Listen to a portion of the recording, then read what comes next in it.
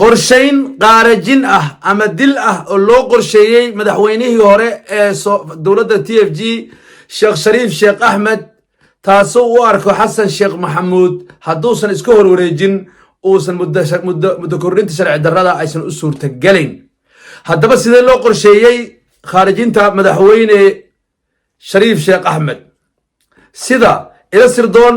oo gudaha ay hay'adaha amniga dowladda federaalka Soomaaliya aan ka helayno qorshaha waxaa si wada jira u dajiyay taliyaha ciidamada gaarka ee Soomaaliya ciidamada gaarka oo qaraabo dowla ninka la yiraahdo Xasan Sheekh Maxamuud madaxweynihii hore ee dowladda federaalka Soomaaliya haddana nabadoonka beesha Cali Gaaf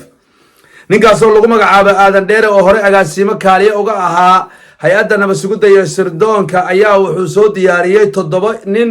oo isnaybar wadato oo laga keenay dowlad deegaanka Soomaalida Itoobiya oo la soo tababaray ayaa la keenay magaalada Muqdisho. 7 nin waxay fulin doonaan toogashada madaxweynihii hore ee dowladda federaalka Soomaaliya ama dowladda TFG Sheekh Shariif Sheekh Ahmed. waxaa lagu toogan doonaa banaanbaxa markii ay soo baxaan dadku shacabka isku soo baxaan ayaa waxaa la diyaarinayaa in dhalinyaradaasi oo aan aqoon qiimaha iyo sharafta iyo karaamada iyo uu qarankan u leeyahay madaxweynihii hore ee dowladda TFG Sheekh Shariif Sheekh Ahmed kuwaas ayaa toogan doono 7 nin ee laga keenay dowlad deegaanka Soomaalida oo ay keeneen ninka la Sahal oo Khalid ninka taliyaha ciidamada lugta iyo ninka la yiraahdo Cabdirasaaq Eritrea ay keeneen aadan dheerana loo keenay. 7 nin waxay dugsi tababar uga soo baxeen magaalada Dhuusamareeb deegaan u dhow oo la yiraahdo Xanabuuro. 7 nin waxay hadda ku sugan yihiin magaalada Muqdisho waxayna hadda ku sugan yihiin tariska ciidamada gaarka waxaana loo tababaray waxaana la baray qoriga sniperka. haddaba maxaa ku kalifay madaxweynihii hore ee Soomaaliya Xasan Gurguurta haddana nabadoonka beesha Cali Gaaf inuu qaarijiyo Sheekh Shariif Sheekh Ahmed? waxaan isleenahay waxa ku kalifay waa wax tafaaful ama faaliyihiisa ama saaxirkiisa Afrikaanka ee naasaha caanaha ka da'an ee lacagaha faraha badan uu ku bixiyo ayaa wuxuu u sheegay inta Sheekh Shariif Sheekh Ahmed nool yahay in uusan waxba u suurtagelayn sida la aaligeed noloshiisa ay ku jirto in Sheekh Shariif Sheekh Ahmed uu iska qaarijiyo. waa arrin ka timid tafaafulow iyo faal iyo saaxir Xasan Gurguurta madaxweynihii hore ee Jamhuuriyadda Federaalka Soomaaliya uu mataqaanaa ka soo xigtay way. haddaba halka lagu dili rabo waxaa madaxweynaha lagu toogan doonaa maalinta 4 bisha sida ay qorsheeyeen taliyaha ciidanka gaarka iyo taliyaha ciidanka lugta iyo taliyaha ciidanka cirka ee ninka la Cabdirasaaq Eritrea iyo aadan dheere iyo ninka la yiraahdo Khalid ama Sahal loo yaqaano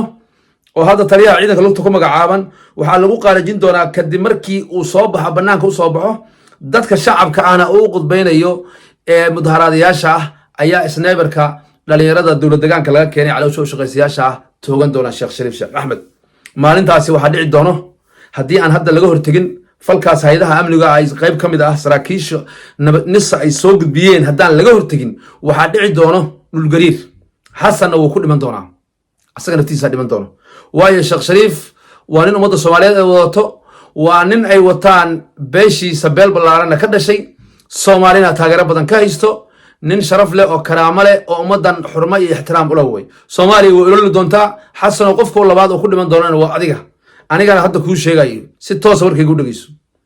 haddaad Sheekh Shariif taabato waa maalintii adduunyo kugu dambeysay oo aad nolosha adduun adiga iyo qoyskaaga aad baabi'i lahaydeen. intaasaan xogtaan haynaan ku soo gudbinaynaa